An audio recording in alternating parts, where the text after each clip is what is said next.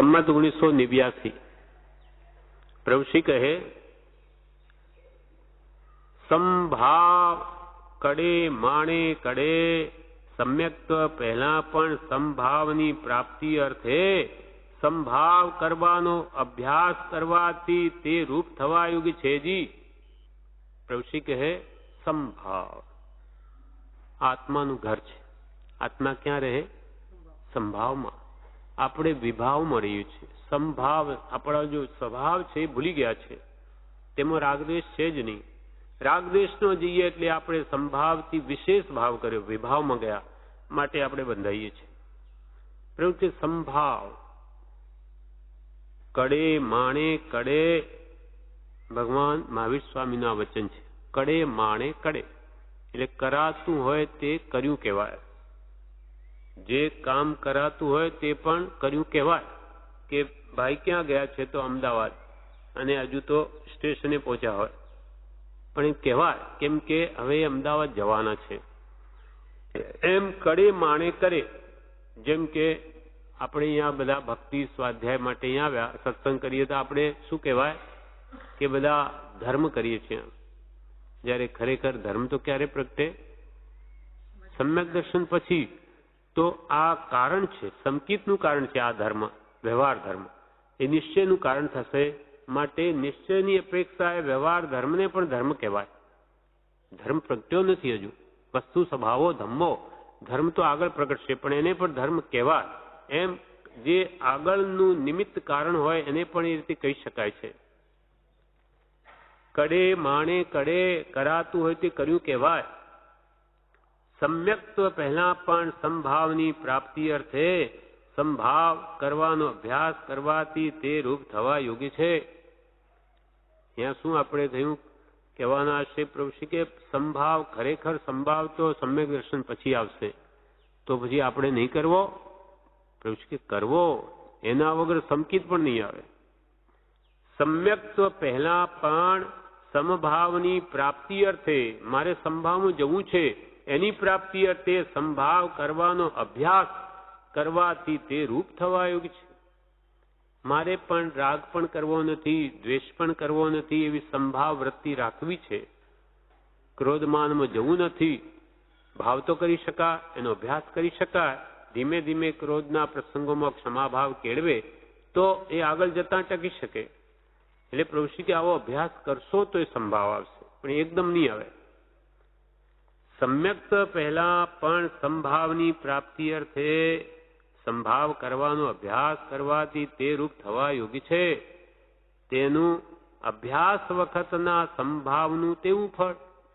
પેલો જે આત્મ સ્વરૂપમાં રમણતારું મને સુખ આપે એ સંભાવ નથી, તો આજે જેટલો સંભાવ રાખીશું તેનું તેટલું ફળ તો મળશે જ, તેટલી શાંતિ તો મળશે જ. તેનું અભ્યાસ વખતના સંભાવનું તેવું ફળ. પણ નાનીની કૃપાથી ભાવ ક્ષમતા થવા પુરુષાર્થની જરૂર છે. ભૂલી જવા યોગ્ય નથી. પણ નાનીની કૃપાથી અથવા એમના બતાવેલા માર્ગને અનુસરવાથી, એમની આજ્ઞાથી ભાવ ક્ષમતા થવા પુરુષાર્થની જરૂર છે. પુરુષાર્થ તો તમારે કરવો જ પડશે. કંઈ એકદમ આપોઆપ સંભાવ આવશે નહીં, રાગદ્વેષ ઘટી જશે નહીં.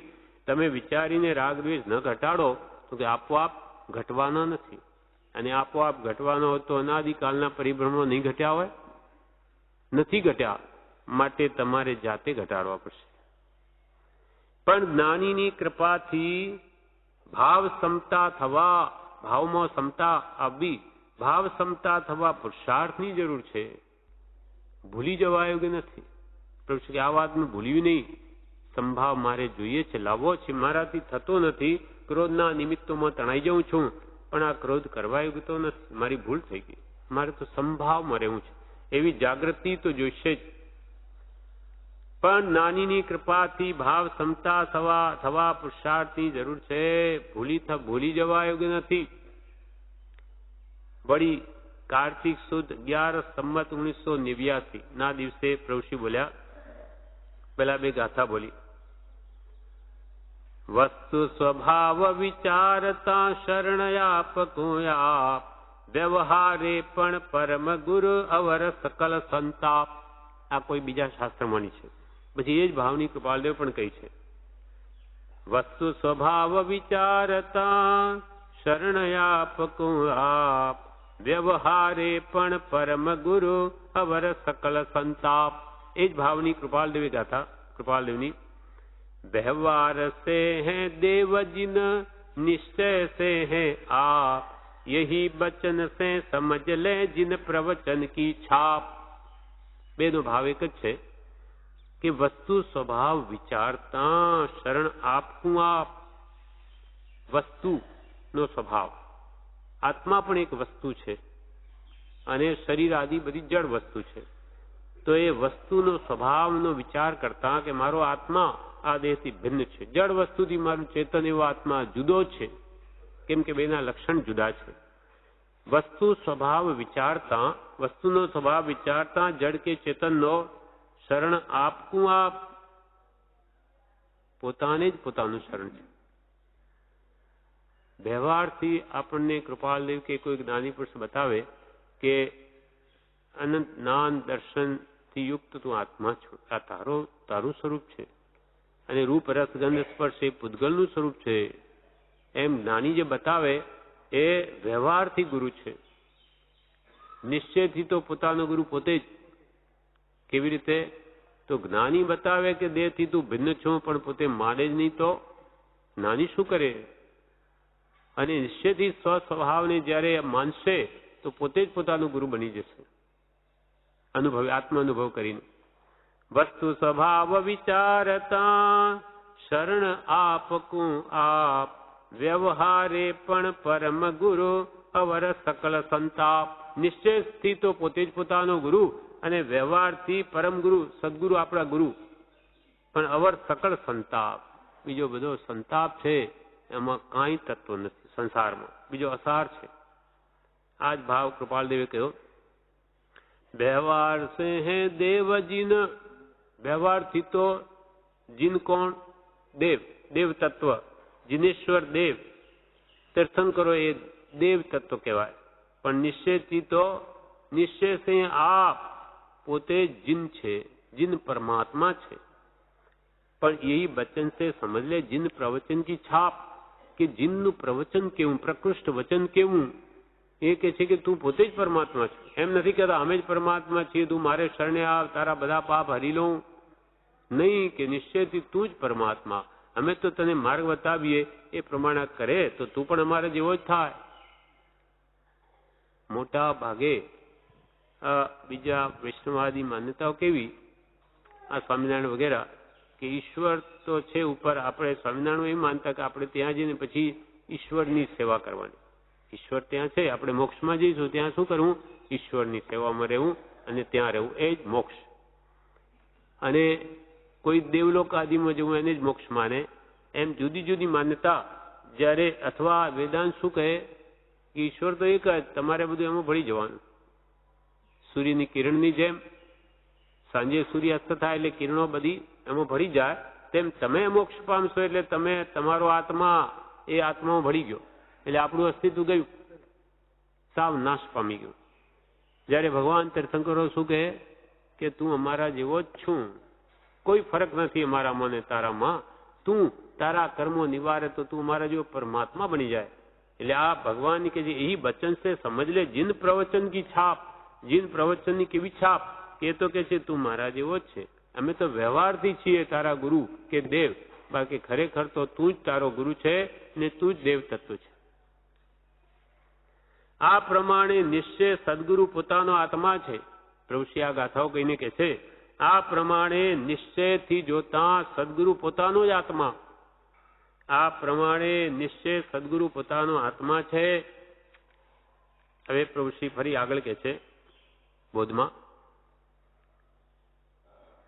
અપ્પા કત્તા વિકત્તાય દુહાણ્ય સુહાણ્ય.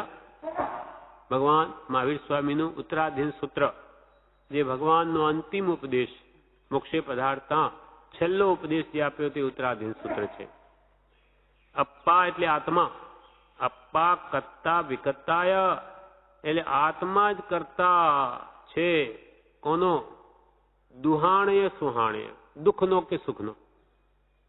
કૃપાલદેવે આનું કહ્યું કે પોતે જ પોતાનો વેરી અને પોતે જ પોતાનો મિત્ર.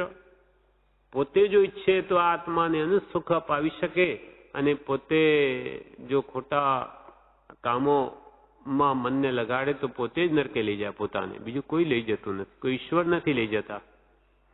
એટલે અપ્પા એટલે આત્મા કરતા વિકર્તા, કરતા કે વિકર્તા, આ દુહાણીય સુહાણીય એટલે દુઃખનો કે સુખનો કરતા પોતે જ છે.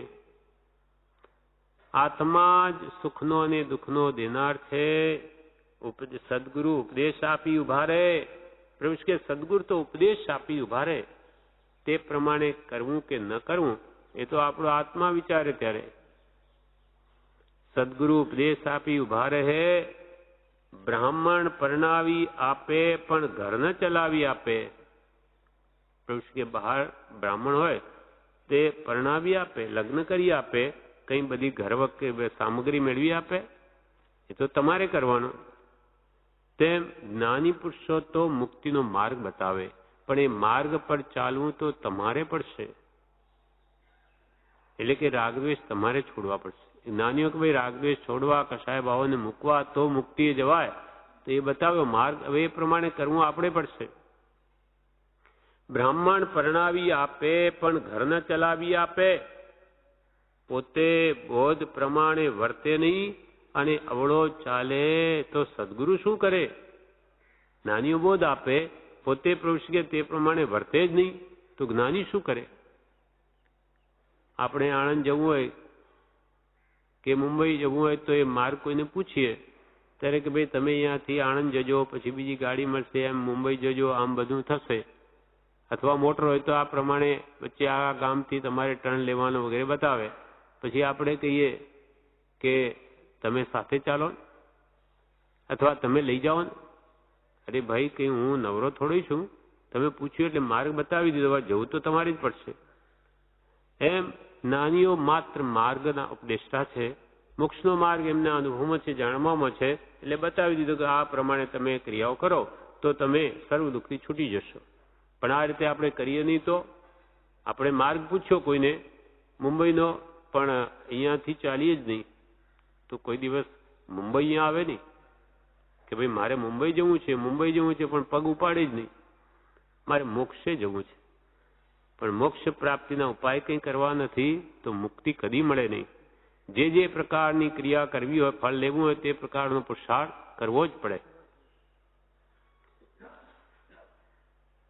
વ્યવહારમાં એમ જ કરીએ છીએ. પૈસા જોઈએ વ્યવહારગ્રસ્તને તો એ કઈ ઘર બેઠો પૈસા જો દેગા અલ્લાહ છપ્પર ફાડ કે દેગા એમ કરીને ઘરે સુઈ જતો નથી. આ છપ્પર ફાડ છે તે મળશે, ત્યાં તો તરત દોડે. સવાર થાય કે નોકરીએ કે દુકાને જાય કે એના વગર કઈ પૈસા આવે નહીં. તેમ અહીંયા કોણ આપે? અહીંયા પ્રભુશ્રી કહે કરશે તારો ભાવ. પ્રભુ કરવું પડશે. આ બધા દોષો તારે જ કાઢવા પડશે, અમે નહીં કાઢી શકીએ. અમે તો કહીએ છીએ તું કાઢ, તું કાઢે જ નહીં તો અમે શું કરીએ? પણ બોધ પ્રમાણે તે પ્રવર્તે નહીં અને અવળો ચાલે તો સદગુરુ શું કરે? જબ જાગેંગે આત્મા તબ લાગેંગે રંગ. પ્રભુ તારો આત્મા જ્યારે જાગૃત થશે કે ખરેખર આ સંસાર દુઃખરૂપ છે, આ જન્મ જરા મરણના દુઃખ આ ચારે ગતિઓમાં કેવા ભયંકર છે, એ તને જ્યારે લાગશે, અસર કરશે આ મારી વાણી, ત્યારે જ કામ થશે. જબ જાગેંગે આત્મા તબ લાગેંગે રંગ. પોતાનો આત્મા જ બોધને પણ ગ્રહણ કરનાર છે અને તે મંડી પડશે ત્યારે જ કામ થશે. અમે જે માર્ગ બતાવીએ તે આજ્ઞા પ્રમાણે તું મંડી પડશે તો જ કામ થશે. તમે તારો તમે બધું કરશો એવું કૃપાળુદેવને અમે કહેલું. પ્રભુ કે અમે કૃપાળુદેવને કહ્યું કે આપ મળ્યા છો, હવે બધું આપ કરી આપો, તમે જ તારો તમે જ બધું કરો. તમે તારો તમે બધું કરશો એવું કૃપાળદેવને અમે કહેલું. તો કૃપાળદેવે કહ્યું કે આટલું તમારે કરવું પડશે. ત્યારે કૃપાળદેવે તો એમ કહ્યું કે આટલું તમારે કરવું પડશે, વાસના રાગ દ્વેષ છોડવા પડશે. તે કોઈ નહીં કરી આપે, પોતાને જ બળ કરવું પડશે. પ્રભુ કે આ અંતરમાં રહેલી વાસના એટલે ઈચ્છાઓ, અનેક પ્રકારની કામનાઓ આપણા અંદર પડી છે, એ બધી ઘટાડવી પડશે. વસ્તુનું સ્વરૂપ સમજી જ્ઞાની પુરુષના ઉપદેશથી અને એ ઈચ્છાઓ તમારે ઓછી કરવી પડશે અને એના નિમિત્તે થતા રાગદ્વેષ તમારે ઘટાડવા પડશે. કેમ કે રાગ દ્વેષ અજ્ઞાન એ મુખ્ય કર્મની ગ્રંથ થાય નિવૃત્તિ જે હતી તે જ મોક્ષનો પંથ. મોક્ષનો પંથ આ કે રાગદ્વેષના કારણો છોડો, કે રાગદ્વેષ છોડો તો જ મુક્તિ મળે. અને રાગદ્વેષથી રહેલો આત્મા તે ગમે તે દેશમાં હોય, ગમે તે વેશમાં હોય, પણ એની મુક્તિ છે. નહીં તો ગમે એવો ત્યાગ લઈને બેસે પણ રાગદ્વેષ છોડે નહીં. ભલે એને બહારથી દીક્ષિત હોય પણ રાગદ્વેષ નહીં છોડે તો એની વેશ કઈ મુક્તિ ના પાય. પ્રભુશ્રી કહે અમે કૃપાળુદેવને કહેલું તો કહે આટલું તમારે કરવું પડશે, વાસના રાગદ્વેષ છોડવા પડશે. તે કોઈ નહીં કરી આપે, તે કોઈ નહીં કરી આપે, પોતાને જ બળ કરવું પડશે. મહાસુદ 12 13 મંગળ બુધ સંમત 1989. કોઈએ પ્રશ્ન કર્યો આજ્ઞા એટલે શું?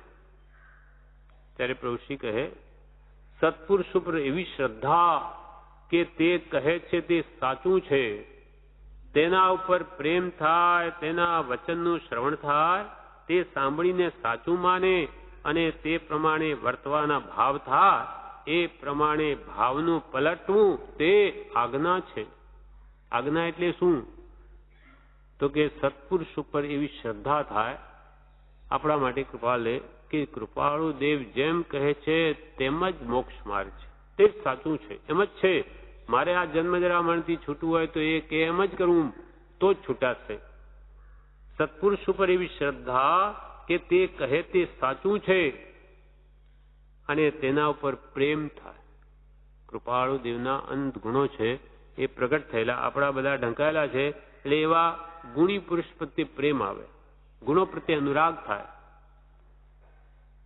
રાગથી છૂટવા માટે શું કરવું? પ્રભુશ્રીને કહ્યું કે રાગથી શું કરતો? પ્રભુશ્રી કે જેનામાં રાગ નથી એના પર રાગ કરો. કૃપાલદેવ વીત રાગ છે એના પ્રત્યે રાગ કરશો તમારો રાગ નાશ પામશે. જ્યારે સંસારી જીવોનો પરસ્પર રાગ તો રાગ વધારે છે. આપણે જેના પર રાગ કરીએ, મોહ કરીએ, સામે આપણા પ્રત્યે મોહ કરે એટલે એ પરસ્પર મોહ વધે છે. એટલે કહ્યું રાગી સંગે રે રાગ દશા વધે, રાગી સંગે રે રાગ દશા વધે, થાય તીણે સંસારોજી, થાય તીણે સંસારોજી. પણ નિરાગીથી રે રાગનું જોડવું, નિરાગીથી રે રાગનું જોડવું, લઈએ ભવનો પારોજી, લઈએ ભવનો પારોજી. નેમીજીને સર નિજ કારજ કર્યું, નેમીજીને સર નિજ કારજ કર્યું. રાજુલ નારી રે સારી મતી ધરી, રાજુલ નારી રે સારી મતી ધરી, અવલંબ્યા હરિહંતોજી, અવલંબ્યા હરિહંતોજી. રાજુલ નારી એ પણ શું કર્યું? ભગવાન નેમિનાથનું શરણ છોડ્યું નહીં. ભલે એમણે છોડી દીધી નહીં કે હું આપનું શરણ નહીં છોડું, તો એના જેવું સ્વરૂપ પ્રાપ્ત થઈ ગયું. એમને પોતે પણ ભગવાન જે આત્મ તત્વ એને આપી દીધું અને એમને પણ મોક્ષ પમાડી દીધો. એમ શરણ છોડે નહીં તો એનું કામ જરૂર થાય. પણ કરવું તો ભગવાન નેમિનાથે જે કોઈ કરવું તો રાજુલને જ પડ્યું. રાગદ્વેષ એને પોતાને કાઢવા પડ્યા, એના વગર થાય નહીં. એટલે પ્રભુશ્રી કે અમે કૃપાળને કે ત્યારે કે તમારે આટલું તો કરવું જ પડશે નહીં. પછી આજ્ઞા એટલે શું એ વાત જતી હતી. એટલે સત્પુરુષ ઉપર એવી શ્રદ્ધા કે તે કહે તે સાચું છે, તેના ઉપર પ્રેમ થાય અને વચનનું શ્રવણ થાય. જ્ઞાની પુરુષના વચનો સાંભળે કે વાંચે તો શ્રવણથી જ્ઞાન થાય અને જ્ઞાનથી વિજ્ઞાન થાય. શ્રવણે નાણે વિનાણે. તેના ગુણો પર પ્રેમ થાય, તેના વચનનું શ્રવણ થાય, તે સાંભળીને સાચું માને અને તે પ્રમાણે વર્તવાના ભાવ થાય, એ પ્રમાણે ભાવનું પલટવું તે આજ્ઞા છે. એટલે આપણે કહીએ કે આપણે કૃપાલની આજ્ઞા માનીએ છીએ તો પછી એ કેમ આપણે માન્યા પછી વર્તવા માંડ્યા તો આજ્ઞા સાચી, નહીં તો આપણે એની આજ્ઞામાં નથી. તે સાંભળીને, કૃપાલના વચનો સાંભળીને સાચું માને. પહેલા તેમણે આપણને જ્ઞાન આપ્યું કે દેહથી આત્મા રાગદ્વેષ કરવા જેવા નથી, એ આત્માને એનો સંસાર વધારે છે, આ જાણ્યું.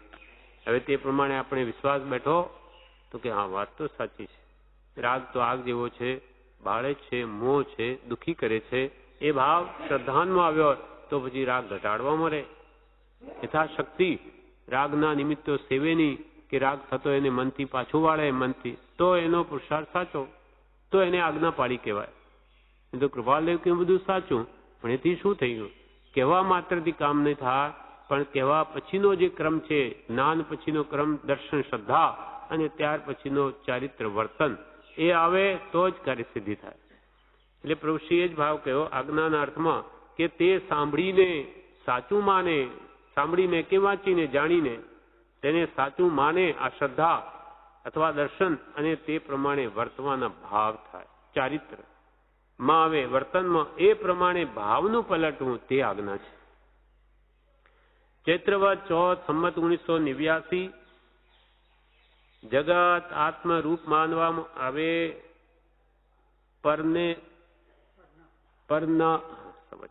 જગત આત્મરૂપ માનવામાં આવે, પરને પૂતગલમાં કાઢી નાખી આત્માને જોવો. જોનાર હોય તો જોવાય છે, તેને પડી મૂકીને જોવાની ટેવ છે તે બદલી નાખવી. ફરવું પડશે, ફરવું તો પડશે.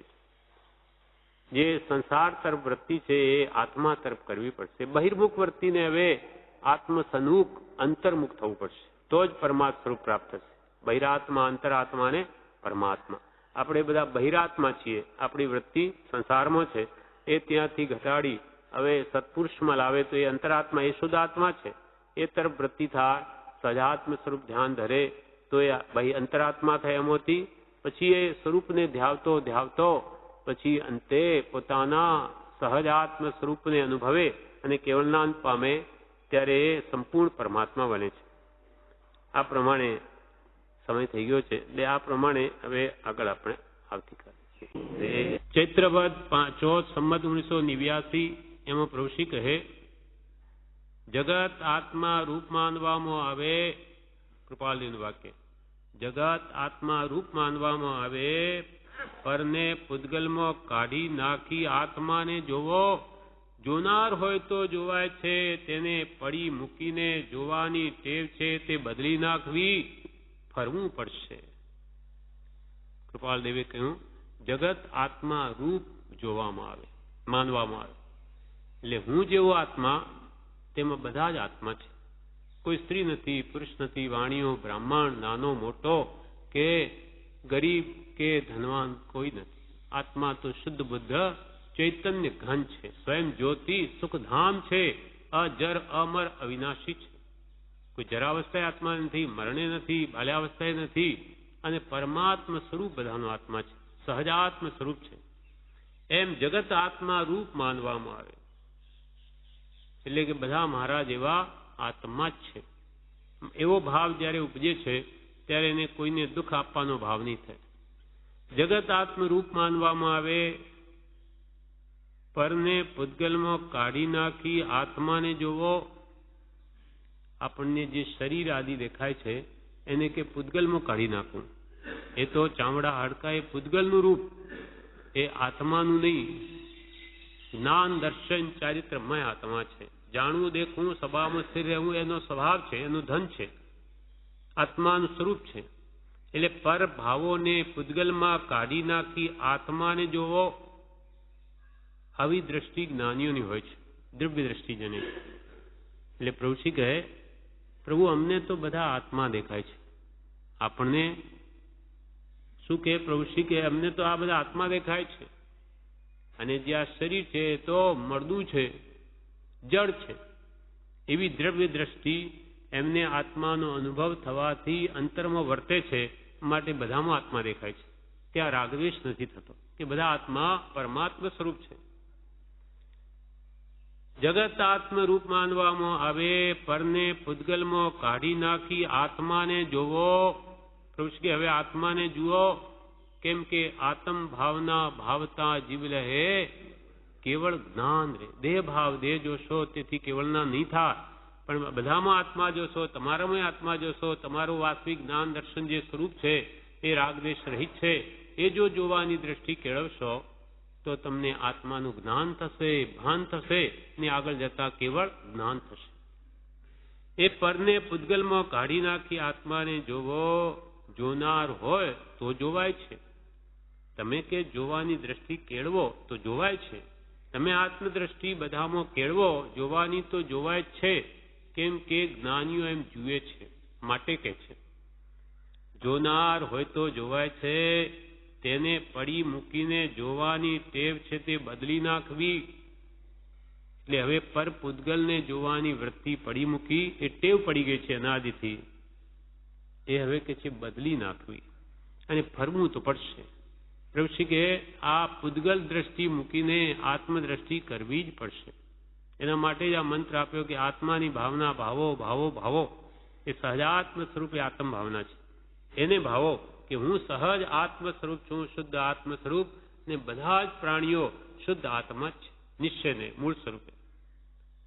અને આ જે દેખાય છે એ આત્માનું સ્વરૂપ નથી, પણ કર્મનું સ્વરૂપ છે. જેવા કર્મો આપણે કર્યા એ જાતના બધા નવા નવા દેહ ધારણ કર્યા છે, કે નવી નવી સ્થિતિ, કે નવા નવા મુખ ભાષાની સ્થિતિ કોઈના સરખા નથી. એ બધું કર્મનું સ્વરૂપ છે, આત્માનું નહીં. પછી બીજા દિવસે જેઠવદ ત્રીજના દિવસે પ્રભુશ્રીએ બીજો ઉપદેશ આપ્યો. 1989 તારીખ 20/6/1933 પ્રભુશ્રી બોલ્યા, સહજાત્મ સ્વરૂપ પરમ ગુરુ મંત્રનું સ્મરણ નિરંતર કર્તવ્ય છે. હાલ તે બની શકે તેમ છે, પછી જે બાકી રહે છે તે પણ અવશ્ય પ્રાપ્ત થશે. હમણાં શું કરો તો કે નિરંતર, અંતર પાડ્યા વગર, એટલે લગાતાર એક ધારું સહજાત્મ સ્વરૂપ પરમ ગુરુ, સહજાત્મ સ્વરૂપ પરમ ગુરુ, એનું નામ સ્મરણ આપ્યું કે એને હંમેશા યાદ રાખો. એનું વિસ્મરણ નહીં કરો ભૂલોમાં. આ ભૂલવા જેવું નથી. અનાદિકાલથી આપણો આત્મા પોતાને ભૂલી ગયો છે. જે પોતાનું પરમાત્મ સ્વરૂપ છે, શુદ્ધ સહજાત્મ સ્વરૂપ છે, હવે એને ભૂલો નહીં. સહજાત્મ સ્વરૂપ પરમ ગુરુ, મારા પરમ ગુરુ કૃપાળુ દે, કે પરમ ગુરુ એટલે પંચ પરમેષ્ઠી, એ જેવા સહજ આત્મ સ્વરૂપ છે, શુદ્ધ આત્મ, તેવો જ હું છું. સહજાત્મ સ્વરૂપ પરમ ગુરુ મંત્રનું સ્મરણ નિરંતર કર્તવ્ય છે. હાલ તે બની શકે તેમ છે.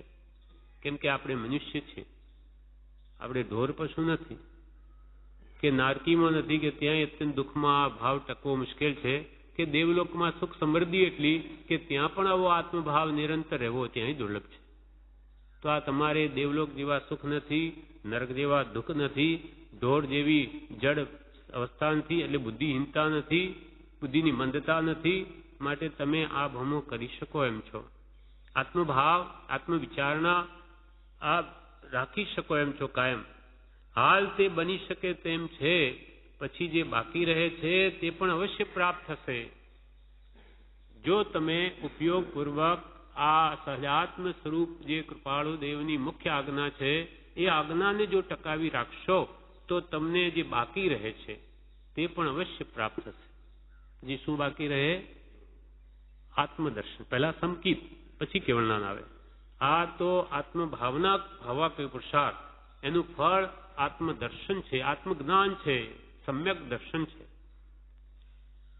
એટલે કે આત્માનો અનુભવ જ થશે તમને, સાક્ષાત એનું વેદન થશે કે આત્મા કેવો સુખરૂપ છે.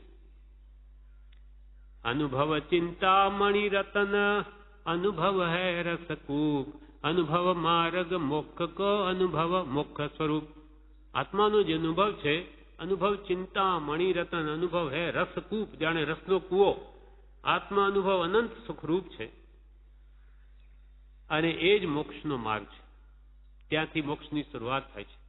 જેને મોક્ષનું સુખ અનુભવી એકવાર, પછી એની વૃત્તિ ત્યાં જ રહે. અનુભવ લક્ષ્ય પ્રતીત, કાં તો આત્મા અનુભવમાં હોય, કાં એ અનુભવમાં જવાનો જ એનો લક્ષ્ય હોય, કે પ્રતીતિ તો એનો ત્રણેય કાળમાં નહીં જાય.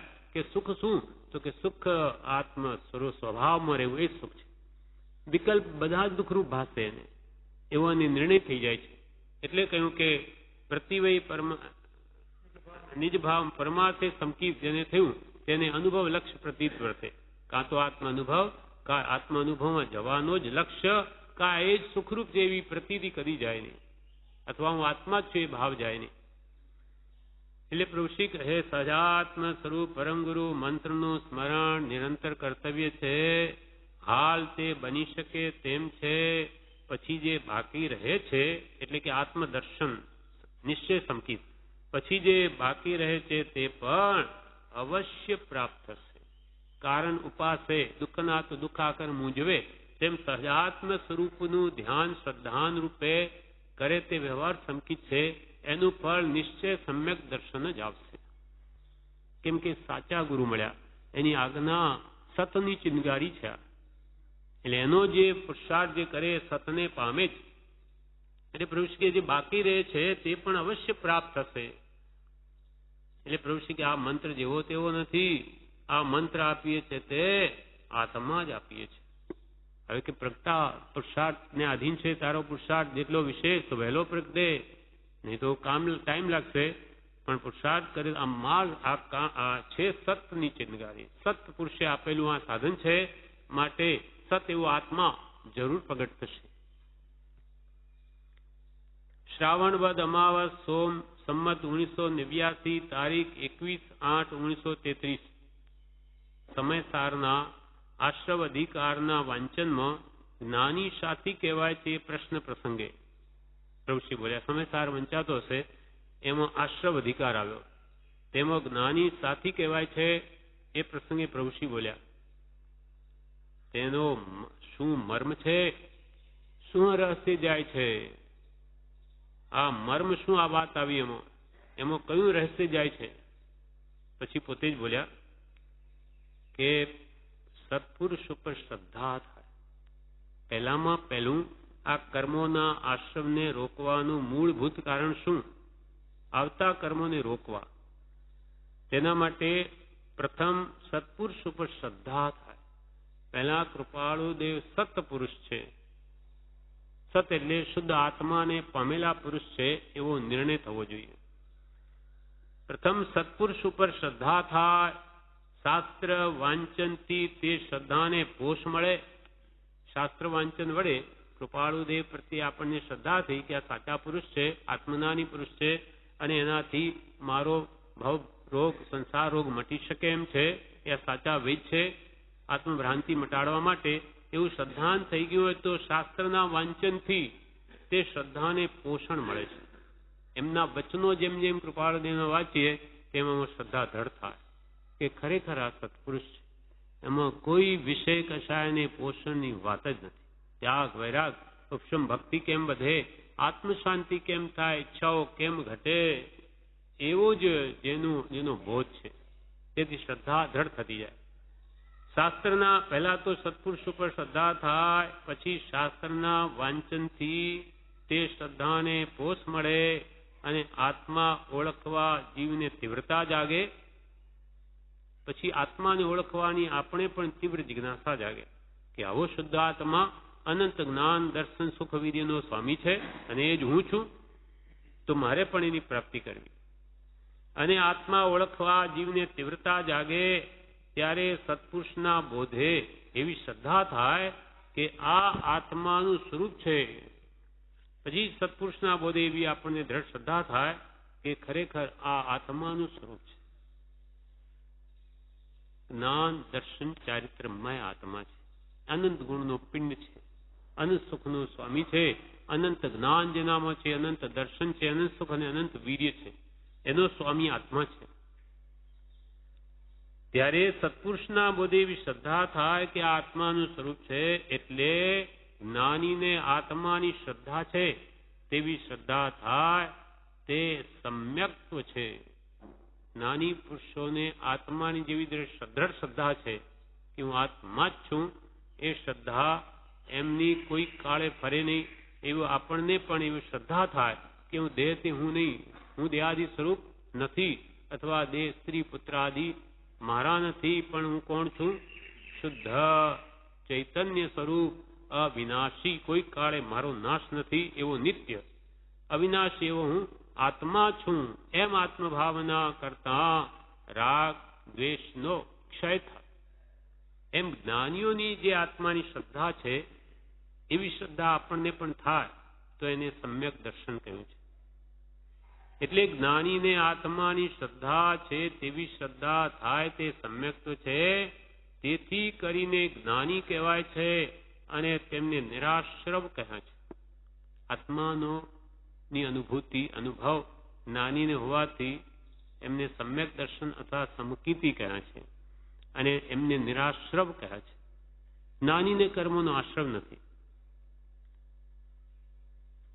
સંમદિઠ્ઠિ ન કરી પાવમ, સમ્યક દ્રષ્ટિ પાપ કરતા નથી. કેમ કે આત્મવિચારે કરીને મુનિ તો જાગ્રત રહે.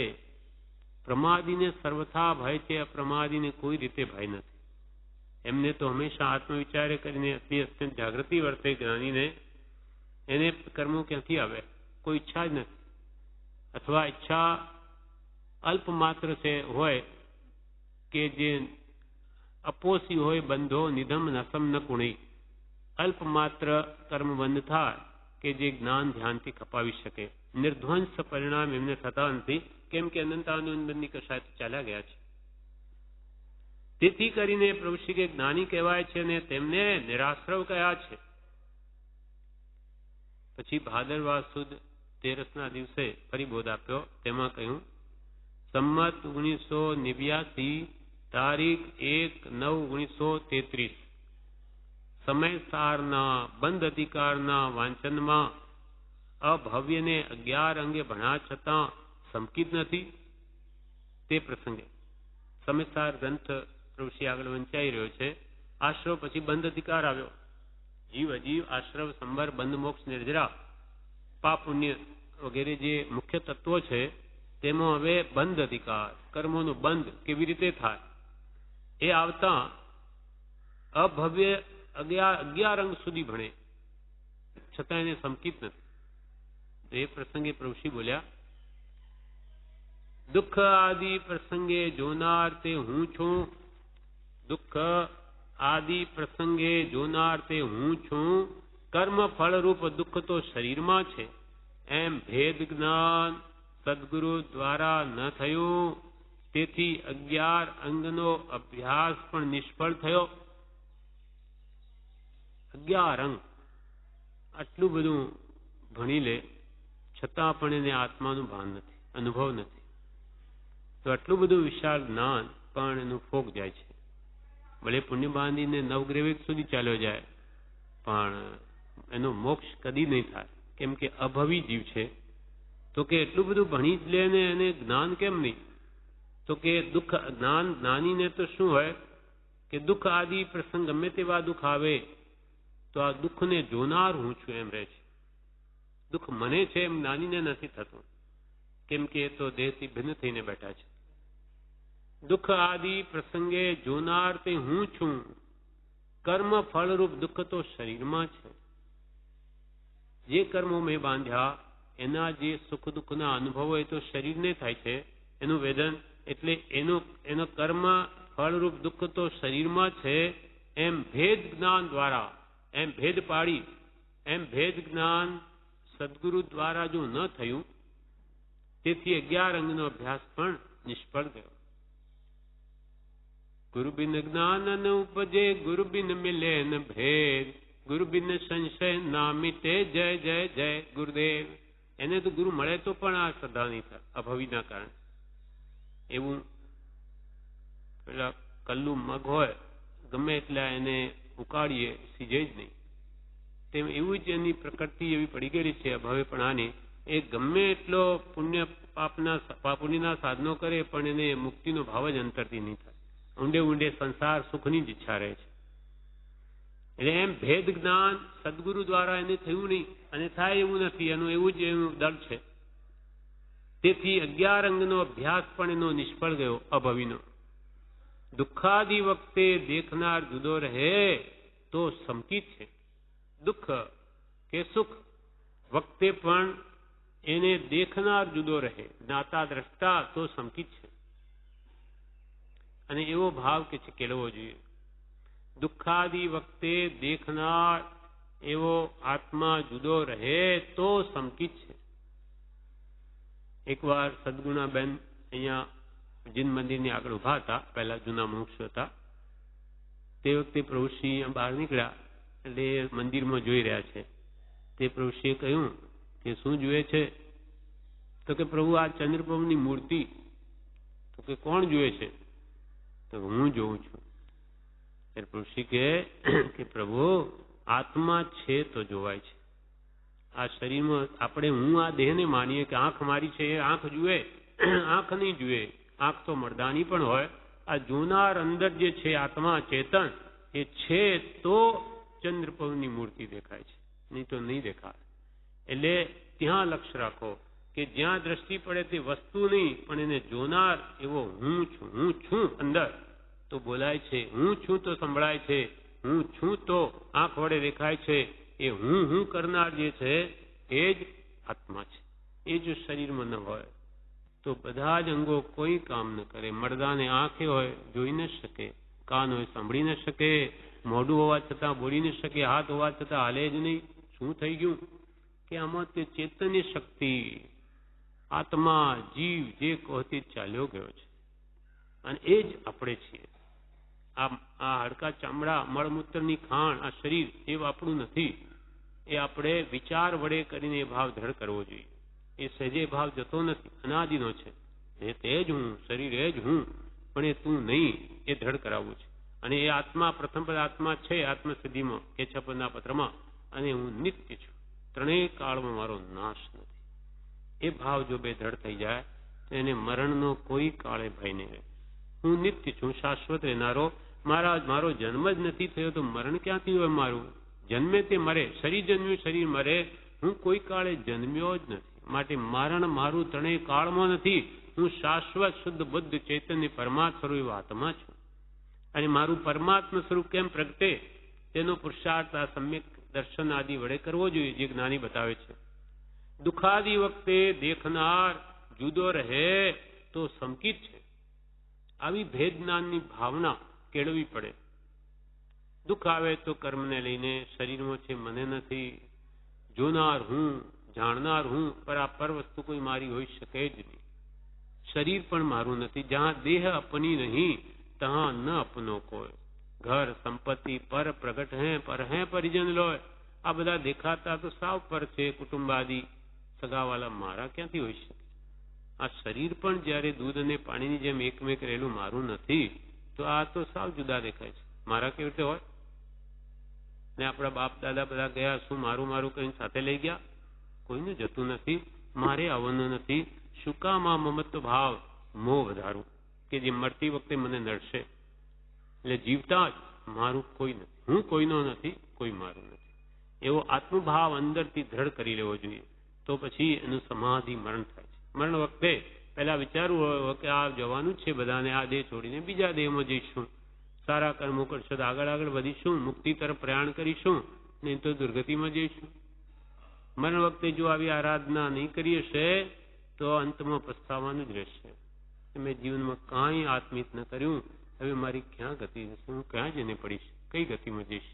એટલે જાગ્યા ત્યાં સવાર, હમણાંથી જાગ્યા ત્યાંથી કરવા માંડો જ્ઞાનીઓ કે આત્મશુદ્ધિ, અને એનો ઉપાય જ્ઞાનીઓ બતાવ્યો, જાણી લો, નહીં તો આવો અમૂલ્ય અવસર એડે ચાલ્યો જશે. પ્રભુશ્રી કહે આસોવત સાતમ સંમત 1989 ઉત્તરાધ્યનના મોક્ષ માર્ગ ગતિ અધ્યયનમાં સામાયિકનું સ્વરૂપ વંચાતા. ઉત્તરાધ્યયન સૂત્ર વંચાતું હતું. તે વખતે મોક્ષ માર્ગ ગતિ એવું અધ્યયન આવ્યું.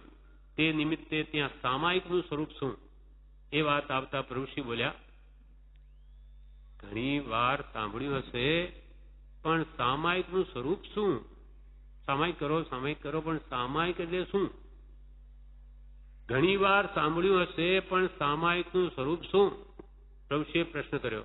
પછી પોતે જવાબ આપ્યો, આત્મા સમતા ભાવ. સમ એ સામાયિક છે. સામાયિક એટલે ભગવાન મહાવીરનું વચન સમતા સામાયિયો, માગધી ભાષામાં સમતા એ સામાયિક છે. સમતા એટલે સમભાવ. એટલે આપણા આત્માને નહીં રાગમાં જવા દેવો, ન દ્વેષ ભાવમાં જવા દેવો, સમભાવમાં.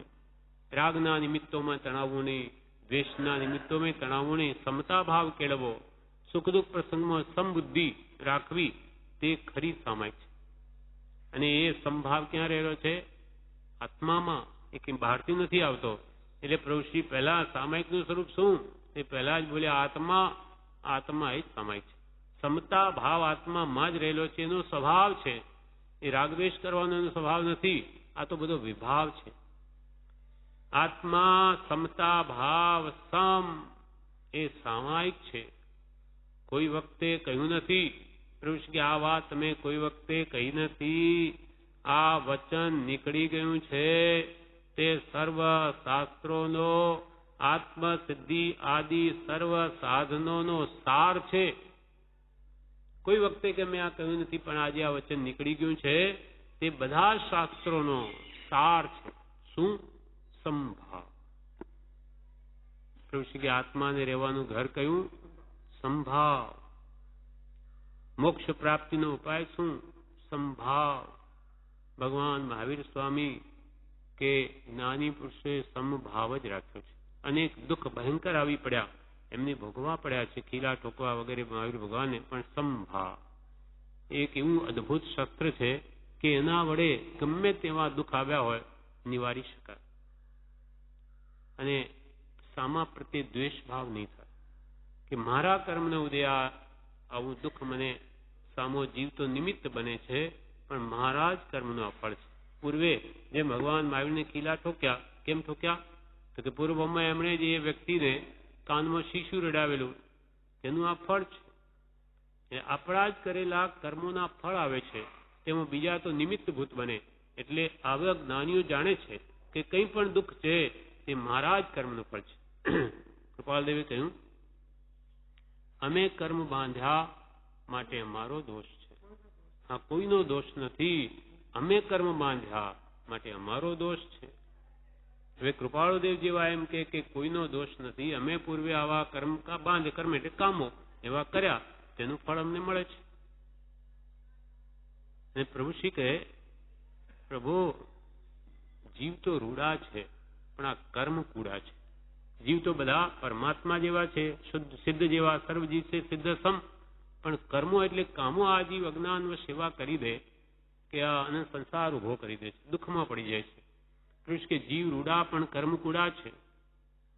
બ્રહ્મચારી એક વાર કહ્યું કે એમને એવું સળગાવ્યા, ત્યારે બ્રહ્મચારીને કહ્યું કે તમને આવું, તો કે અમારી કર્મનો ઉદય હોય ને, અમારી ઉદય તો હોય, કર્મ કોને નથી? તીર્થંકરોને હોય તો આપણને ન હોય? આપણે દુઃખ આવે ત્યારે રડવા બેસી દુઃખી થઈએ તો જ્ઞાની કે ભાઈ ભગવાનને નથી છોડતા આવા બાલે કરેલા કર્મો અજ્ઞાન વશ, અને હવે નહીં ગમતા હોય તો નવા નહીં બાંધ. બંધ સમય ચિત્ત ચેતીએ રે ઉદયેશો સંતાપ સલુણે. બંધ સમય ચેતો, કર્મ બંધાતા હોય તે દિવસે તે સમયે રાગ દ્વેષમાં ન જતા આત્માને સંભાવમાં રાખવાનો પ્રયત્ન કરો. પછી ઉદયમાં આવે એનું ફળ, ત્યારે સંતાપ કરી શું થાય? બંધ સમય ચિત્ત ચેતીએ, ચિત્તમાં એટલે મનમાં જાગૃતિ રાખવી. ઉદેશો સંતાપ, જયારે એનું ફળ આવે ત્યારે રડે શું થાય? બંધ સમય ચિત્ત ચેતીએ રે ઉદયેશો. સમર્થમાં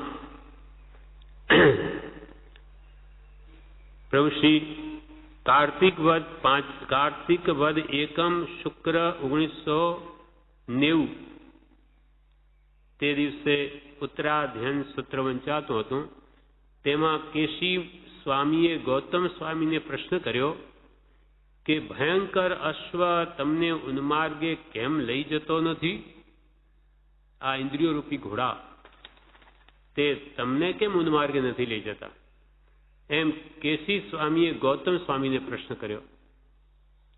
ઉત્તરાધ્યનમાં કેશી સ્વામીએ ગૌતમ સ્વામીને પ્રશ્ન કર્યો છે કે ભયંકર અશ્વ તમને ઉન્માર્ગે કેમ લઈ જતો નથી? તે પ્રસંગે હા મન ના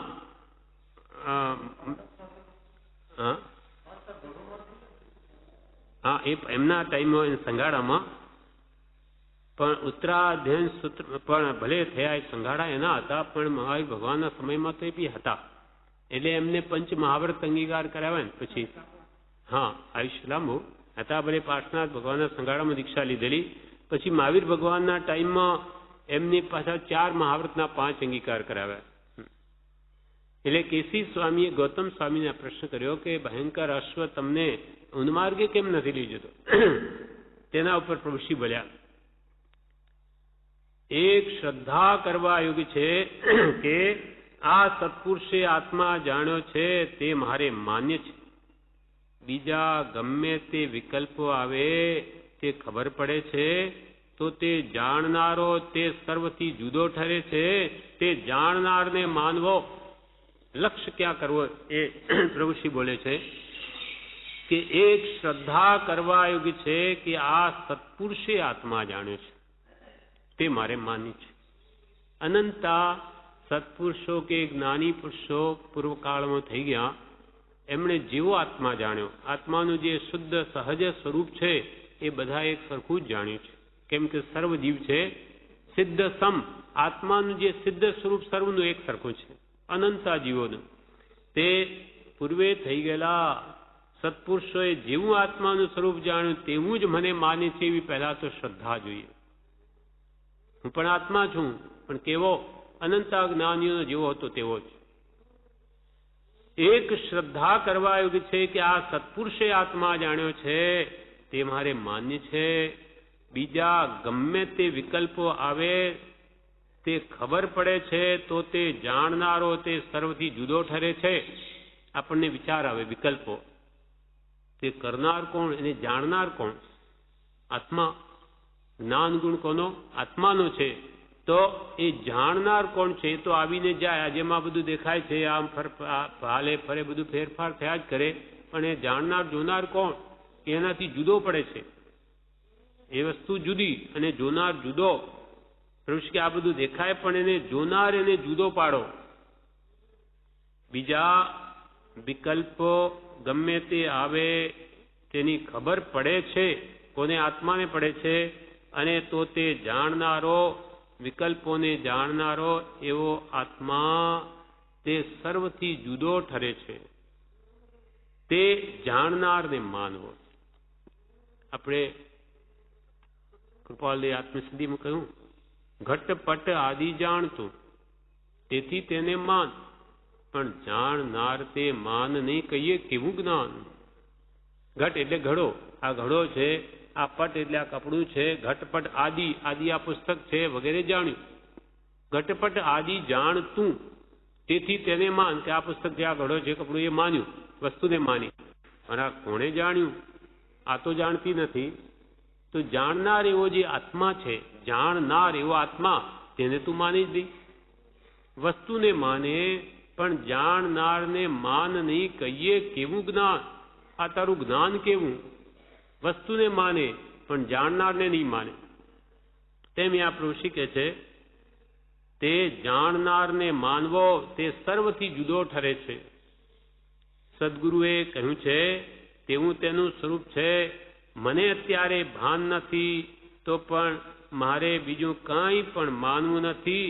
એ તો મારા હાથની વાત છે.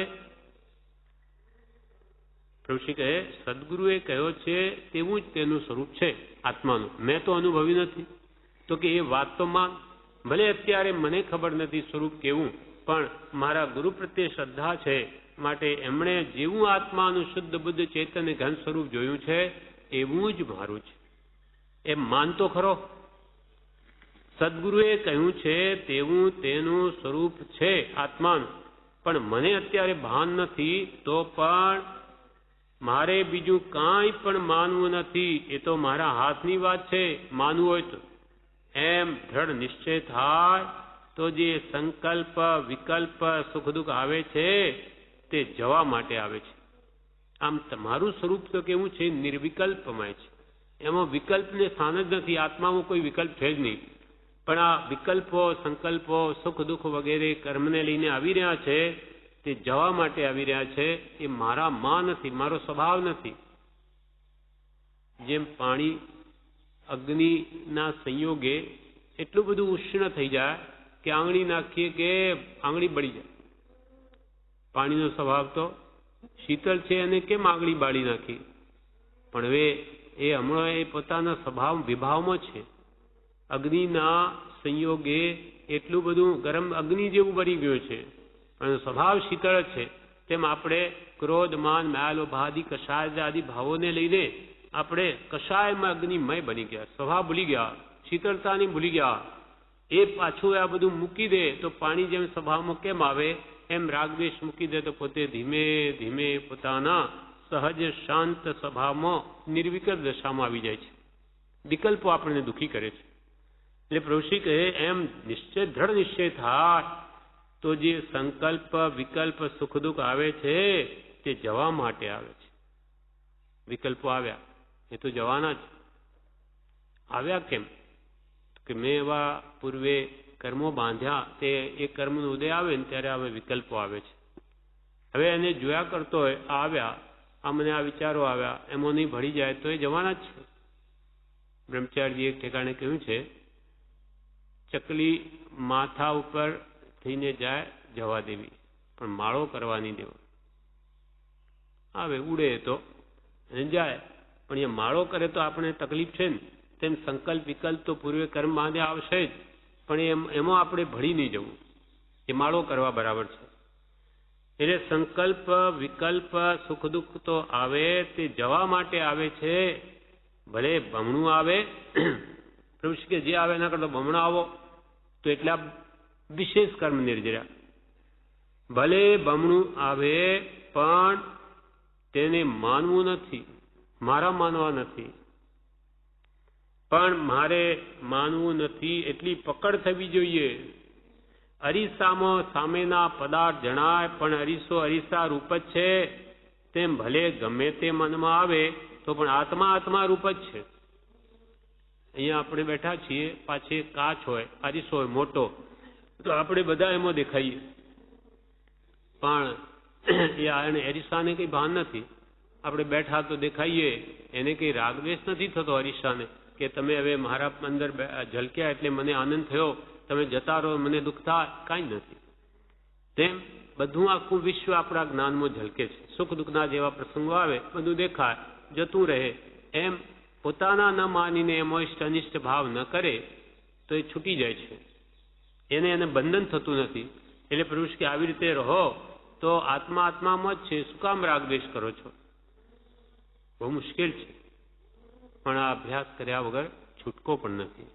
નહીં તો નવા રાગદ્વેષથી નવીન કર્મ બંધ થશે.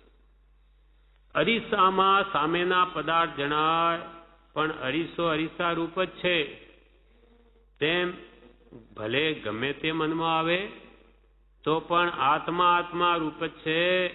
બીજું બધું પહેલાના કર્મના ઉદયરૂપ ભલે આવે. પ્રભુશ્રી તો કે ભલે આવે. જેમ કે આપણે કર્મોની દેણદારી થઈ ગઈ, હવે લેણદાર આવ્યા આપણા, એ કે મારા પૈસા લાવો, તો કે ભાઈ લઈ જા, છૂટ્યા. આટલો તો દેણદારી પતી ગઈ. જે સુખ દુઃખના ઉદય આવ્યા, ચાલો આટલો તો કર્મ પત્યું, નવું ન બાંધ, નવી દેણદારી કર્મોની નહીં કરવી. એટલે કે પણ બીજું બધું પહેલાના કર્મના ઉદયરૂપ ભલે આવે, તે બધું જવાનું છે, પણ આત્માનો કદી નાશ થનાર નથી. તેમાં માથું મારવા જેવું, ઇષ્ટ અનિષ્ટપણું માની હર્ષો કરવા જેવું નથી. ગમે તેવા દુઃખના પ્રસંગો આવે તો પણ પ્રભુ કે તારો આત્મા એ કદી નાશ નહીં પામે, એનો વાળ વાંકો નહીં થાય. માટે એમાં માથું મારવું નહીં. એટલે કે ઇષ્ટ અનિષ્ટ ભાવ કરવાની, અર્થાત રાગદ્વેષ કરવાની. કંઈક સારું થાય ત્યારે કે માર તો બહુ સારું થઈ ગયું, આનંદ આવી ગયો, અને કંઈ દુઃખ થાય રડવા બેસે.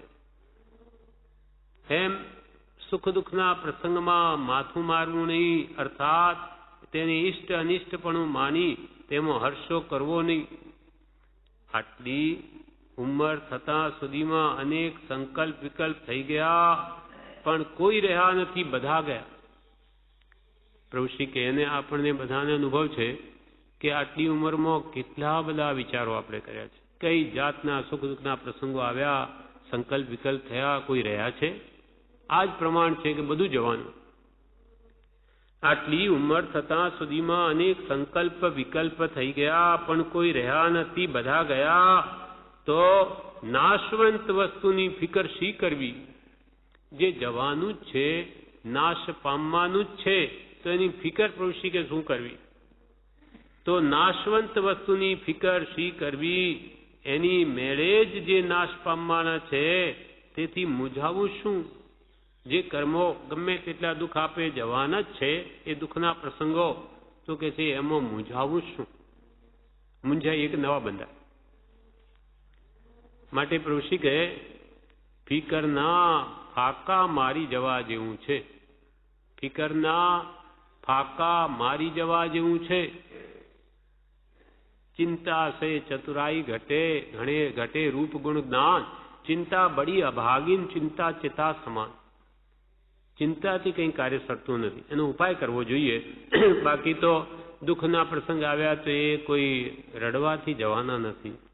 એ તો કહે છે કે ફિકરના ફાકા મારો. ફિકર કા ફાકા ભર્યા તાકા નામ ફકીર. ફિકર કંઈ કરે જ નહીં, જે આવે એ સહન કરે.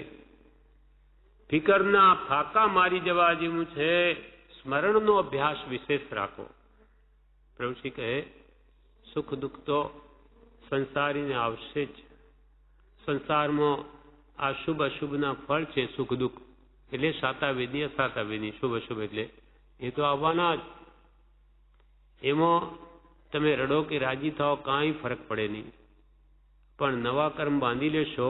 માટે આવા પ્રસંગોમાં તમે સ્મરણનો વિશેષ અભ્યાસ વધારો. દુઃખના પ્રસંગોમાં સ્મરણનો અને સુખમય.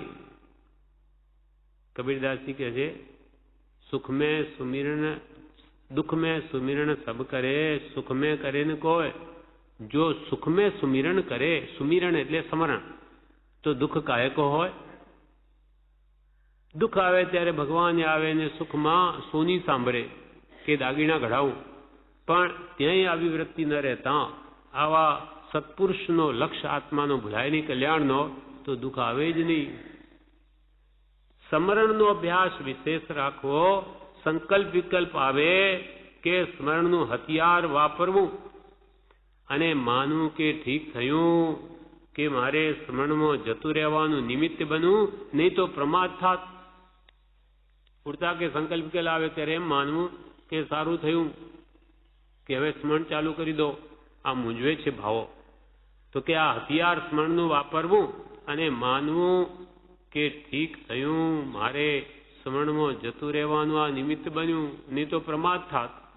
આ દુઃખ ન આવ્યો હોત તો સ્મરણ કરવાનો ભાવ ઉપજત નહીં, માટે સારું થયું, નહીં તો પ્રમાદમાં હું જાત. સદગુરુએ મંત્ર આપ્યો છે તે આત્મા જ આપ્યો છે.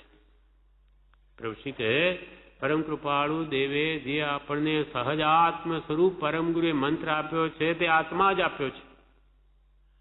કેમ કે સહજ આત્મ સ્વરૂપ કોનું છે? આત્માનું. આત્મ સ્વરૂપ ખુલ્લું કહ્યું, સહજ વત્તા આત્મ સ્વરૂપ. આ સહજ એટલે શુદ્ધ, શુદ્ધ આત્મ સ્વરૂપ, એનું ધ્યાન આપ્યું. આપણનો જે મૂળ ઘર છે, મૂળ સ્વભાવ છે, તે સદગુરુએ મંત્ર આપ્યો છે, તે આત્મા જ આપ્યો છે. તે પ્રગટ થવા માટે પ્રેમની જરૂર છે. ઋષિ કે હવે તમારો આત્મા પ્રગટ કરવો હોય તો પ્રેમ લાવો. કોના ઉપર? શુદ્ધ આત્મા ઉપર. કોણ છે શુદ્ધ આત્મા? પરમ કૃપાળુ દેવ. આવા અનંતા જ્ઞાનીઓ પૂર્વે થઈ ગયા. આપણા માટે એમણે એનું શરણ લીધું તો એની વાત માન્યતા. એટલે એ શુદ્ધ આત્મા છે એવા પરમ કૃપાળુ દેવ પ્રત્યે પ્રેમ કરો. પ્રેમ એટલે ભક્તિ, ગુણાનુરાગ કરો એ શુદ્ધ આત્મા પ્રત્યે, તો તમારો આત્મા પણ શુદ્ધ થાય. ઋષિને એક જણે પૂછ્યું કે આ રાગ દ્વેષ કેમ કાઢવા? તો કે જેમાં રાગ દ્વેષ નથી એવા પરમ કૃપાળુ દેવ પ્રત્યે પ્રેમ કરો તો તમારો રાગ દ્વેષ જાય. તે પ્રગટ થવા માટે સદગુરુએ મંત્ર આપ્યો છે, તે આત્મા જ આપ્યો છે. તે પ્રગટ થવા માટે પ્રેમની જરૂર છે. પ્રેમમાં પ્રભુ બધું આવી ગયું. પ્રભુ કે પ્રેમમાં પ્રભુ બધું આવી ગયું, પણ એ પ્રેમ થતો નથી, એ દુઃખ છે. પ્રીતિ અનંતી પર થકી જે તોડે તે જોડે પરમ પુષ્ટિ રાગતા. એકત્વતાઓ દાખી ગુણ ગેહ. પ્રેમ આપણી પ્રીતિ સંસારમાં પડી છે. પ્રેમરૂપી મૂડી તો આપણી પાસે ઘણી છે, પણ એ સંસારમાં બધે વેરી નાખી, થોડી સ્ત્રીમાં, થોડું પુત્રમાં, થોડું ઘરમાં, થોડું ધંધામાં, સગાવાલામાં. હવે પ્રેમરૂપી મૂડી ત્યાંથી ભેગી ન કરે તો અહીંયા ક્યાંથી લગાડે? પ્રીતિ અનંતી પર થકી જે તોડે તે જોડે. અને એ પ્રેમ ભક્તિ જો સત્પુરુષ પ્રત્યે આવી ગઈ તો એનું કામ થઈ જાય છે. પણ એ બીજું છૂટે નહીં. પ્રેમ ત્યાં સુધી યથાર્થ ત્યાં લાગે નહીં. સદગુરુએ મંત્ર આપ્યો છે તે આત્મા જ આપ્યો છે. તે પ્રગટ થવા માટે પ્રેમની જરૂર છે. પ્રેમમાં તો બધું આવી ગયું. કે પ્રેમમાં તો બધું આવી ગયું. જ્યાં આપણી પ્રીતિ હોય ત્યાં જ આપણી વૃત્તિ રહે છે. સંસારમાં મન આપણું વારંવાર ત્યાં કેમ ખેંચાય? પાંચ ઇન્દ્રિયના વિષયોમાં કે કુટુંબ આદિમાં કે ધનાદિમાં? કેમ કે ત્યાં આપણો પ્રેમ છે. એટલે મન હરીફરીને ત્યાં જાય પહેલા. હા, ત્યાં સુખ બુદ્ધિ છે. હવે સુખ બુદ્ધિ એ આત્મા પ્રત્યે કે ગુણો પ્રત્યે જો થાય કે આ સંસાર દુઃખરૂપ છે, આ મોહ માયા મને બહુ દુઃખી કરે, વિચારે તો સુખ કેટલું ભોગવ્યું પણ દુઃખ કેટલું ભોગવું છે એવો વિવેક જો આવશે તો કૃપાળદેવ પ્રત્યે એના ગુણો પ્રત્યે અનુરાગ થશે. ને એ પ્રેમ આવી ગયો તો પછી બધું જ સીધું થઈ જશે. પછી વૃત્તિ વારંવાર ત્યાં જ રહેશે. પ્રેમમાં તો પ્રભુ બધું આવી ગયું. હરતા ફરતા બેસતા ઉઠતા એક આત્મા જ જોવો. બેઠો હોય તે બીજું જુએ. હાલતા ફરતા બેસતા ઉઠતા એક આત્મા જ જોવો. બેઠો હોય તે બીજું જુએ. આવો દ્રઢ અભ્યાસ થઈ જાય તેને પછી જે ઉદયમાં આવે તે કંઈ હાનિ કરતું નથી. મરવા આવે છે પછી તેને કાંઈ ફિકર નથી. આવી આત્મભાવના ભાવતા જીવ લે કેવળના એવો અભ્યાસ જો થઈ જાય તો એની વૃત્તિ ત્યાંની ત્યાં જ રહેશે. એવો અભ્યાસ થવો જોઈએ. શરૂઆતની ભૂમિકા મુશ્કેલ છે, પણ અભ્યાસ થયા પછી એને સંસાર નહીં ગમે. કેમ કે એમાં પરમ શાંતિ ભાસે, સુખ ભાસે, એટલે એની વૃત્તિ અહીંયા રહે. એવો શરૂઆતનો અભ્યાસ મુશ્કેલ છે. કોઈ પણ વ્યવસાય શીખવો હોય, વેપાર, તો પણ એની પર શરૂઆતની ભૂમિકા મુશ્કેલ. પછી તો પોતે લાખોનો ધંધો કરતો થઈ જાય. તેમ આ પણ અહીંયા આત્મ વિચારણા પેલા ગમે નહીં, એમાં સુખ પણ બુદ્ધિ નથી, માટે એ સમજાયું નથી. એને શાંતિનું સુખ વેદાય, અનુભવાય અને સંસારના વિષયો દુઃખરૂપ કંઈ પણ સમજાઈ જાય તો પછી એની વૃત્તિ ત્યાં જાય જ નહીં.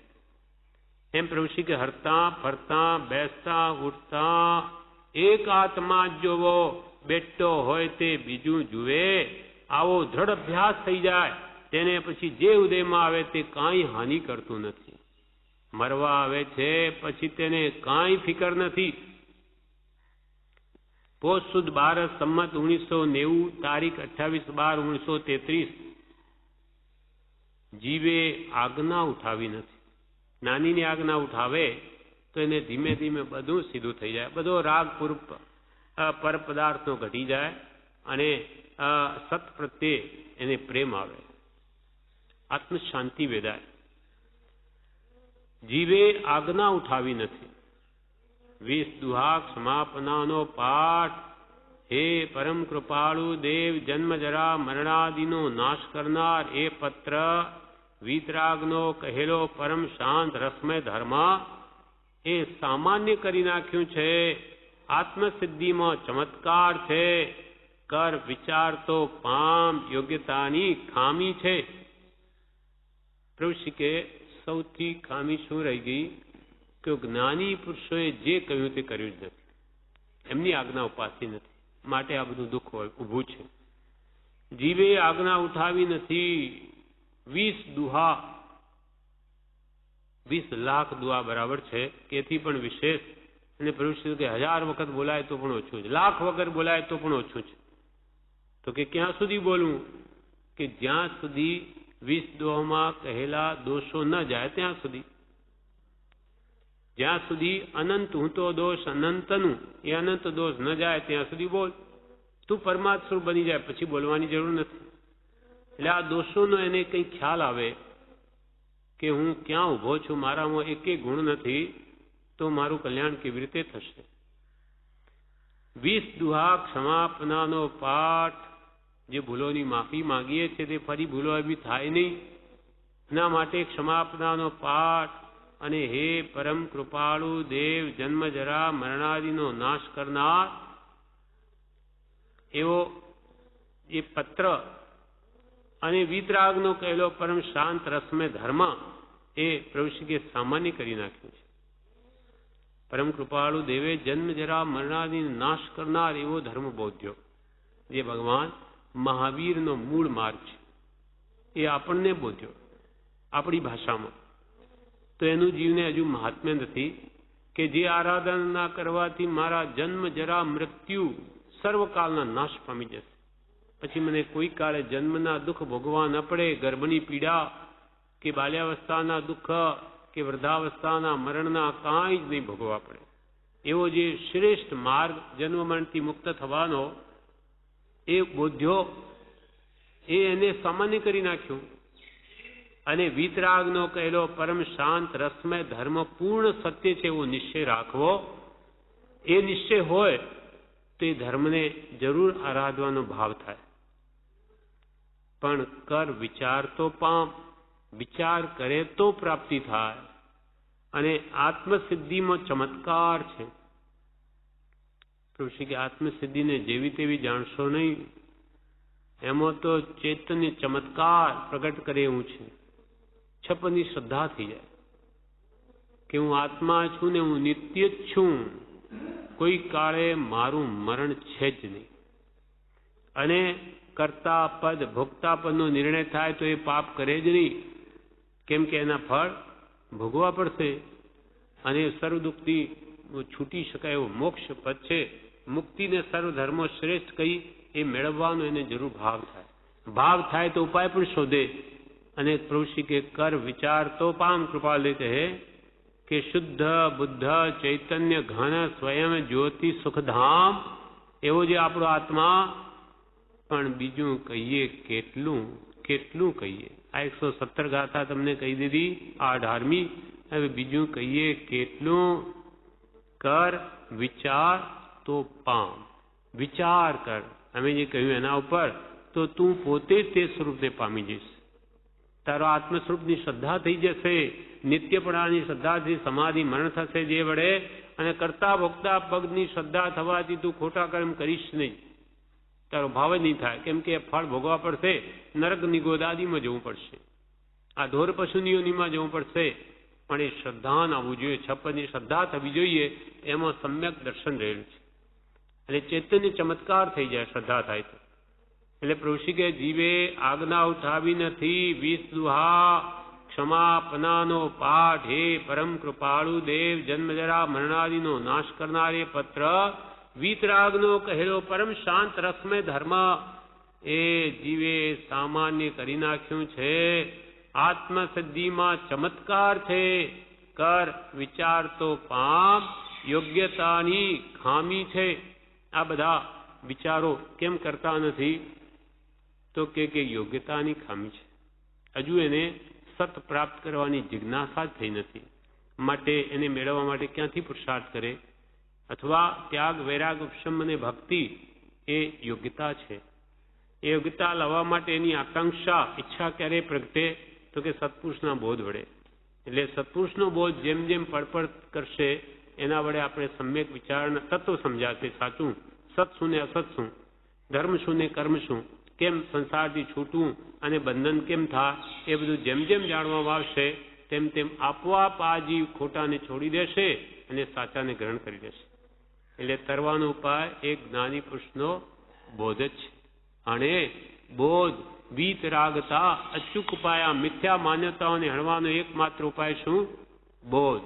જ્ઞાની પુરુષના વચનો એમને વારંવાર વાંચવા અને વિચારવાથી એની સમજણ જે મિથ્યા છે, વિપરીત છે, તે સમ્યક થઈ જાય, સવડી થઈ જાય છે. એટલે સંસાર છોડવો પડતો નથી, છૂટી જાય છે, કેમ કે એને સમજાઈ ગયું. એટલે પ્રભુ કે પ્રભુ સમજણ એ સુખ છે અને અણસમજણ એ જ દુઃખ છે. આ પ્રમાણે આ તારીખનો બોધ પુરુષનો પૂરો થયો. વિશેષ આપણે આવતીકાલે